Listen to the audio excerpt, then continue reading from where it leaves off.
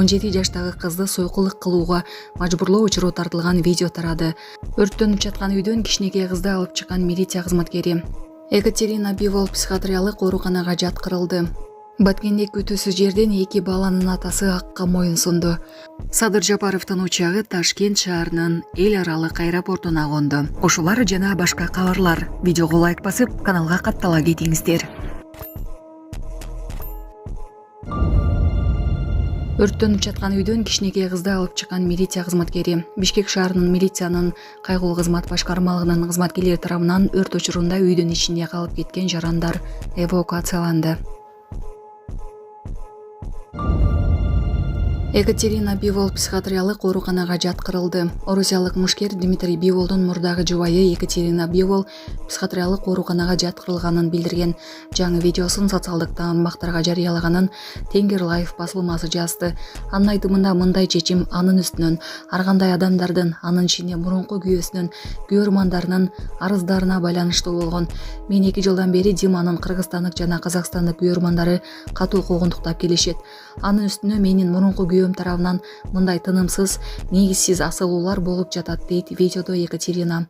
Екатерина ошондой эле бир нече жылдан бери тынымсыз кордоолорго, жеке маалыматтарынын сыртка чыгып кетишине жана коркутуп үркүтүүлөргө туш болуп жатканын айтты.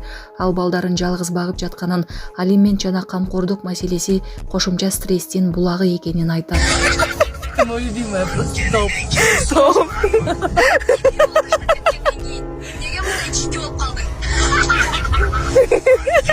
Реально я. Да?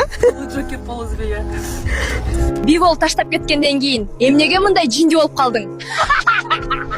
Анткени мен келесо жыланмын. Баткенде күтүүсүз жерден 2 баланын атасы акка моюн сунду. Баткен шаарында мамлекеттик ипотекалык компания тарабынан курулуп жаткан имараттан 35 жаштагы жаран кулап кетип каза болду. Аймактык кабарчы билдиргендей, кырсык 2025 жылдын 13 ноябрь күнү болгон. Маркум кече 14 ноябрда Алтын Бешик айыл аймагынын Жаңарык айылында жерге берилди.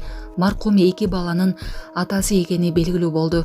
Бул факты боюнча милицияга билдирүү түшүп, тиешелүү текшерүү иштери башталды. Булак турмуш кежи.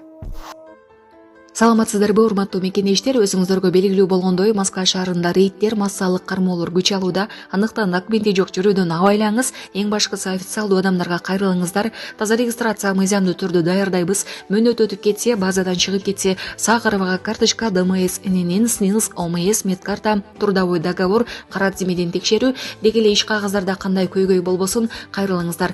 Байланыш телефону +7 915 126 73 29.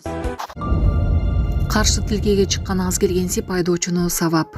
Бишкекте Hyundai Sonata үлгүсүндөгү автоунаанын айдоочусу мушташ уюштурган. Соц тармактарга тараган видеодо ал тыгындан айланып өтүү үчүн каршы тилкеге чыгып, өз тилкесинде келе жаткан унаага туш келип калган. Ак түстөгү унаанын айдоочусу башка айдоочуну бир нече жолу уруп, окуя болгон жерден качып кеткен.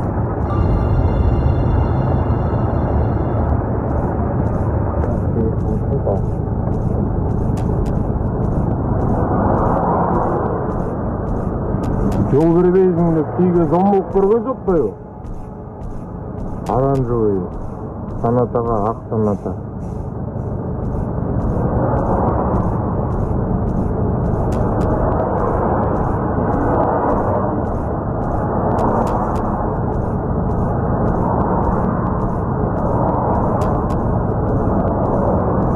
Oldu ушуменен токтоп калды.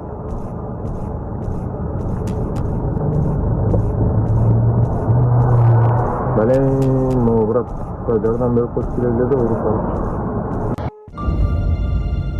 Садыр Жапаровдун учагы Ташкент шаарынын эл аралык аэропортуна конду. Бүгүн 15 ноябрда президент Садыр Жапаров Шавкат Мирзиёевдин чакыруусу боюнча Өзбекстанга иш сапар менен барды. Бул тууралуу мамлекет башчысынын басма сөз кызматы билдирди. Мамлекет башчысынын учагы Ташкент шаарынын эл аралык аэропортуна конду.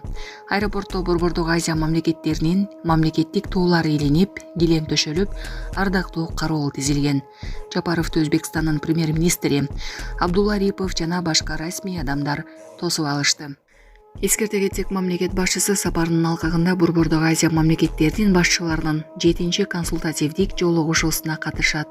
Ошондой эле Өзбекстандын президенти Шавкат Мирзиёев менен эки тараптуу жолугушуу өткөрөт. Биз мындан 3,5 жыл мурун жол кырсыгына кабылып, балам ушинтип баса албай калган. Башынан 3 жолу операция болуп, азыркы учурда аппарат менен жашап жатат. Жашы 4 жашта азыр. Ассаламу алейкум, урматтуу кыргыз элим.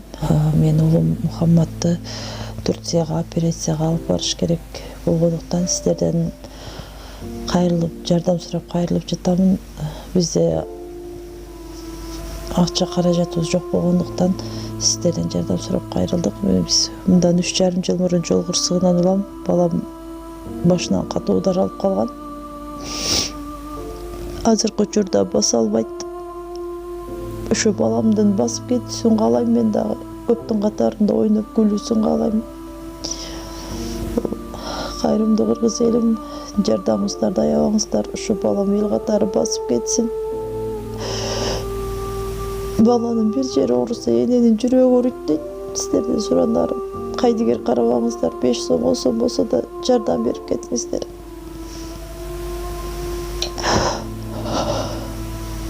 Азыркы учурда балам 4 жашта, өз алдынча баса албайт. Ушу токко жатат. Буга чейин 3 жолу операция болгон. Мындан алдын дагы сиздерден жардам сурап кайрылганбыз. Баарыңыздардан Аллах таалам ыраазы болсун. Ушу сиздердин жардамыңыздар менен азыр балам кичине аракеттенип жашап жатат ушул жарык дүйнөдө. Азыр башында аппарат менен. Бул акыркы операциясы бизге $45,000 каражаты керек болгондуктан бизден андай сумма жоктугуна сиздерден жардам сурап кайрылдык. Жардамыңыздарды аябаңыздар, Аллах таалам ыраазы болсун баарыңыздардан. Ушу баламдын басып кетүүсүнө себепкер болуңуздар. Бардык карта реквизиттер өзүмө караштуу. Эмбанк кымбат деп чыгат. Аяк 3197. Ошол эле номерде оденги Эдин салам дегендерден. Россия өлкөсүнөн котором дегендерге Сбербанк бар. 7807 Кундузай деп чыгат. Өзүмө таандык ал дагы өзүмдүн сиңдилерим. Баарыңыздардан Аллах таалам ыраазы болсун, жардамыңыздарга чоң рахмат.